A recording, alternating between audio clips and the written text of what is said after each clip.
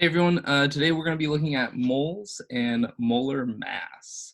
Don't forget, we're going to go ahead and have the graphic organizer. So go ahead and follow along there. All right, so let's go ahead and get started. So first off, this is a lovely picture of Amadeus Avogadro. And the relevance of this will become clear soon enough. A mole is specifically a counting number. This counting number is kind of like the dozen, where in one dozen you have 12 things. So if you had 1 dozen eggs, you'd have 12 eggs. A mole is just like that.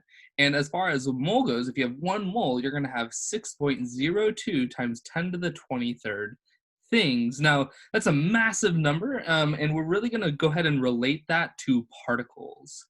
And this specific number here is called Avogadro's number.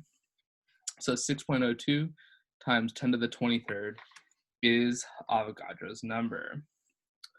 All right, so just as a quick review, because this language is going to come up in these problem types, molecules are going to be specifically the smallest subunit of things that contain covalent bonds, and generally they are composed of non-metals, whereas formula units represent ionic compounds in general, and they will always have a cation and an anion, or a metal and a non-metal. So let's go ahead and think about this. How many particles are in 3.55 mole of sodium atoms? Sodium atoms. So sodium we know is going to be the formula Na. And if we want to know how many particles, specifically sodium atoms, are in this amount, we're going to do a little bit of dimensional analysis. We're going to go ahead and start with the 3.55 mole of Na. And we're going to set up our dimensional analysis. And remember that in our dimensional analysis, we write equalities. So the equality that we just established is that one mole is equal to an Avogadro's number of particles. So for every 1 mole of Na, we're going to have 6.02 times 10 to the 23rd, specifically in this case, atoms of Na. And remember, we go ahead and multiply across. We multiply across and divide by stuff on the bottom. The moles and moles cancel out. And if we do this multiplication here, we will go ahead and get 2.14 times 10 to the 24 atoms. All right, let's go ahead and try this one more time. We're going to do a problem that is slightly different. We're going to go ahead and look at specifically the number of bromine atoms in this compound calcium bromide. So as far as this goes, if I'm doing 92 moles, I still want to find out how many particles specifically that I'm looking at. But the particles that I'm going to start off by finding are going to be the formula units. So let's go ahead and get started with this. We know that we have 92 mole of CaBr2. I don't know, I had parentheses. I'm going to go ahead and just rewrite that real quick. So calcium bromide, so CaBr2. And once again, we're going to write in our dimensional analysis box the conversion factor. So we know that for every 1 mole of CaBr2, there's going to be 6.02 times 10 to the 23rd. And what is calcium bromide? Calcium bromide is a metal and a non-metal, so this is going to be a formula unit. The type of particle that we're looking at is a formula unit. It's kind of a silly abbreviation. It's formula units like that. Calcium bromide. Now, this particular problem is asking for the number of atoms of bromine. Notice that I got my answer right now in terms of formula units of calcium bromide. So I actually have to do one more step here. And in the last step, what I'm going to do is relate the number of atoms to formula units. Now, as far as formula units go, we know that for every one formula unit, and notice I'm always trying to rewrite the thing down below of calcium bromide that I have, there are 2 atoms of bromine.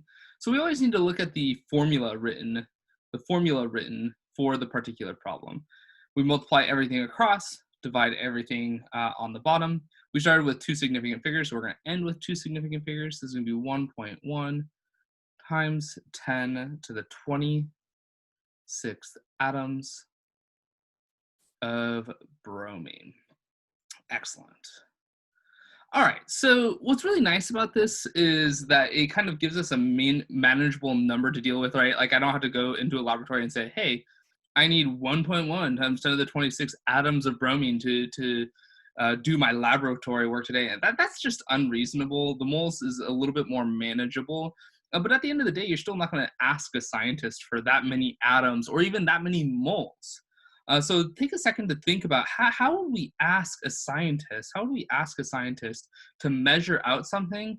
It's going to be done in one in two ways. We're going to look at specifically one, mass. We're going to ask for like 25 grams of something, or volume if it's in a liquid or gas phase, so 25 milliliters of the substance. But we'll look at volume another day. Today we're going to specifically look at mass. And in order for us to do this, we need to be comfortable with the concept of molar mass.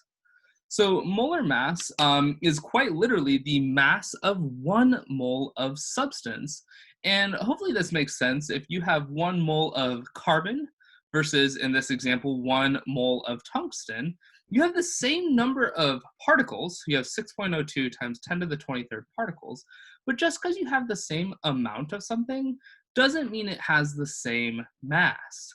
And so what's really nice about this is that the molar mass is quantitatively equal to the average atomic mass. So the molar mass of tungsten, is actually listed right here. So every number on the periodic table that is down below the average atomic mass, which is measuring the mass of one atom, is quantitatively equal to the molar mass. So the molar mass of tungsten is 183.84. And it's going to be specifically 183.84 grams per mole. Meaning that if I were to have 1 mole of tungsten atoms, if I were to have 6.02 times 10 to the 23rd atoms of tungsten, the mass of it would be 183.84 grams. Or another way of saying it, the mass of 1 mole of tungsten is 183.84 grams. And that is true for every substance on the periodic table. The number that is listed below is the molar mass for that thing.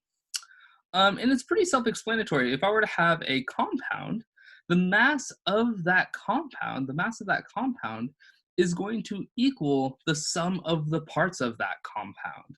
The molar mass of a compound is calculated by adding up the molar mass of each individual atom in the compound, molecule, or formula unit, however you want to go ahead and classify that particle that contains more than one atom. So let's go ahead and look at a quick example here. Well, let's find the molar mass of carbon dioxide. So when you go ahead and look at the periodic table, you find that carbon has a molar mass of 12.01. And in carbon dioxide, there's only one of those. So we're just going to go ahead and multiply this by 1. We're going to add it by the amount and molar mass of the individual oxygen atoms. And oxygen has a molar mass of 16.00. We're going to go ahead and multiply this by 2. So basically this becomes 1 times 12 plus 2 times 16. You can literally plug it into your calculator just like this, and you get 44.01 grams per mole. So the units for molar mass are always grams per mole. And if you're kind of paying attention, whenever you have a unit of blank per blank, we can use this in dimensional analysis, which we're going to jump into it in a second. Now, a lot of your teachers are going to have a different set of rules and stuff like that, but for me, I always ask that you just use 2 decimal places for your molar mass. So notice it's 44.01. This one could be rounded to 44 on the money, but some of the middle ones, when you're doing your math with it, just stick with 2 2 decimal points, 2 numbers after the decimal point, and you'll never go wrong. You'll be golden with that. All right, so last but not least, the mole map. We're going to be adding to this mole map all year long. And as far as the mole map goes, you just really want to be comfortable with the fact that the mole is the heart of the chemistry. The mole is the middleman. The mole is what we almost always have to convert to when we're doing stoichiometry, when we're doing thermochemistry. Knowing how to get to moles is going to be very important for us. So we're going to go ahead and construct this mole map. And for right now, we're only going to look at two ways to get to moles. We've already kind of established one. We can go from moles to particles. We can go from moles to particles. And the way we're going to go from moles to particles is by using Avogadro's number. Avogadro's number, remember, is 6.02 times 10 to the 23rd. Avogadro's number allows for us to convert between the number of moles of particles and the number of particles. We can also, though, convert between the moles of the substance and the mass. The moles of the substance and the mass. And the way we're going to go ahead and do this is by using the molar mass. And remember, the molar mass can be calculated by looking at the periodic table and adding up the molar masses of each individual atom. And I will go ahead and show you how to go ahead and convert between moles and mass. So, without further ado, let's go and check this out. So what is the mass? What is the mass of 2.93 moles of NCl3? This would be nitrogen trichloride. This is a molecule here. So it looks like I'm going to be starting in the middle of the mole map, right? So here's the middle of the mole map. And it looks like I'm going to be converting from moles to mass. So this isn't too bad. All I really need to go ahead and have for this is the molar mass of NCl3. I need the molar mass of NCl3. But if I go ahead and start with this, it's going to be 2.93 moles.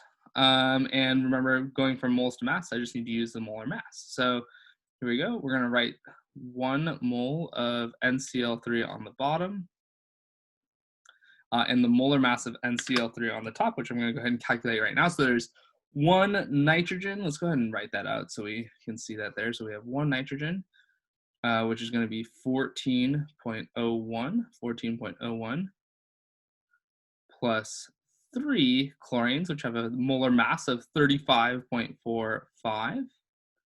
So 14.01 plus 3 times 35.45 gets us a molar mass of 120.36 grams per mole.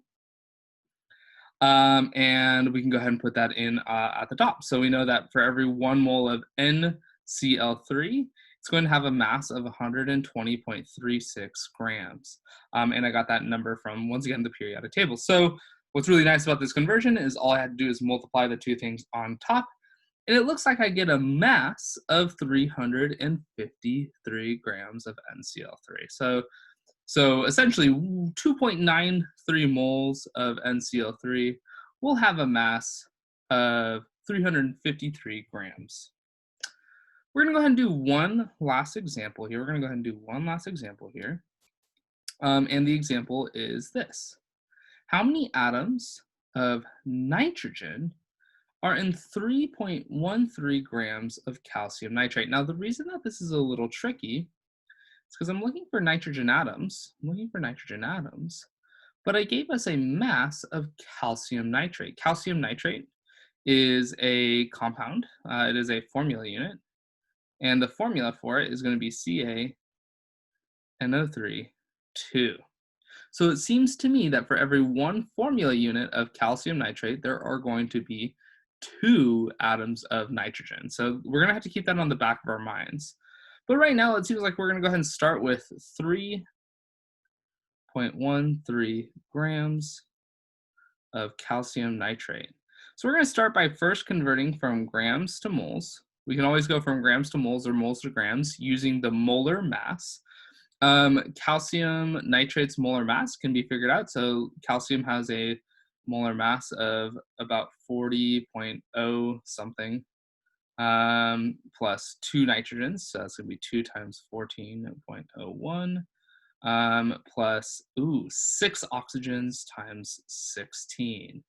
So we're going to go ahead and multiply that all out.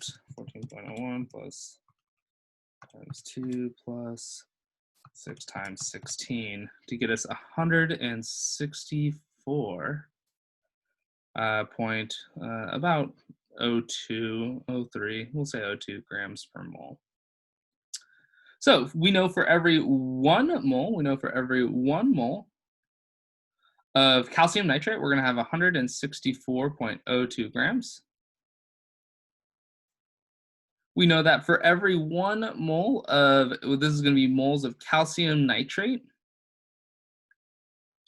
we have 6.02 times 10 to the 23rd formula units of calcium nitrate, CaNO3 2.